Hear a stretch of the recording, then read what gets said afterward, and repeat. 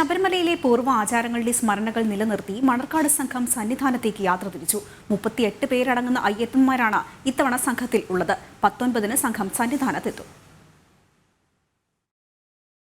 കോട്ടയം മണർകാട് ഭഗവതി ക്ഷേത്രത്തിലെ ശാസ്താ സന്നിധിയിൽ നിന്ന് 38 അയ്യപ്പന്മാർ പെരിയസ്വാമി രവി മനോഹരന്റെ കാർമ്മികത്വത്തിൽ കെട്ടുമുറുക്കി. ദേവിയുടെ 28 കരകളിൽ നിന്നുള്ള ഭക്തർ നീലപ്പട്ടിൽ വഴിപാട് പണങ്ങൾ സമർപ്പിച്ചു. പെരിയസ്വാമി പ്രകാശ് കുമാറിന്റെ നേതൃത്വത്തിൽ സന്നിധാനത്തേക്ക് പ്രസിദ്ധമായ മണർക്കാട് സംഘം യാത്ര ആരംഭിച്ചു.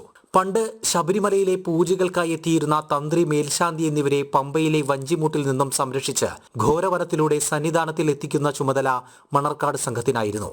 പിന്നീട് ഇത് മുടങ്ങിയത് അനിഷ്ടമായി പ്രശ്നത്തിൽ തെളിയുകയും അതിനു പരിഹാരമായി ദേശവഴികളിൽ നിന്ന് കാണിക്ക സ്വീകരിച്ച് പണക്കിഴി സമർപ്പിക്കുകയും ചെയ്തു എന്നാണ് ചരിത്രം. ദേവപ്രശ്നം 1995 അഷ്ടമംഗല ദേവപ്രശ്ന വിധിപ്രകാരം അതനുസരിച്ച് പശ്ചാത്തലത്തിലാണ് പൂർവാചാരം നിലനിർത്തണമെന്ന് പറഞ്ഞതിൻ്റെ പേരിൽ ധനുവും പൂതിന് ഉച്ചപൂജാ സമയത്ത് ശബരിമല കാവടിക്ക് പകരം നടയിൽ നീലപ്പട്ട് വിരിച്ച് അതിന് പകരം പ്രായശ്ചിത്തമായിട്ടാണ് ഈ പണക്കിഴി ഇവിടെയുള്ള കരക്കാരെല്ലാം കൂടി സമർപ്പിക്കുന്ന പണക്കിഴി നീലപ്പട്ടിൽ പൊതിഞ്ഞ് പണക്കിഴിയുമായിട്ട് ഇവിടുത്തെ പെരിയോൻ എടുക്കണം. അപ്പം ഞാനായിരുന്നു ഇതുവരെ കുറേ നാൾ മുമ്പ് വരെ 2-3 വർഷം മുമ്പ് വരെ എടുത്തുകൊണ്ടിരുന്നത്. പക്ഷേ എനിക്ക് പ്രായം കൂടി വന്നപ്പം അടുത്ത പെരിയോനെ പ്രകാശനാണ്.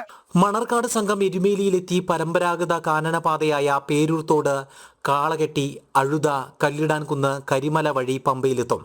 തുടർന്ന് പമ്പ സദ്യ നടത്തി സന്നിധാനത്തേക്ക്.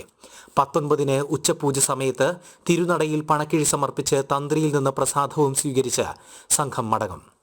ജനം, കോട്ടയം.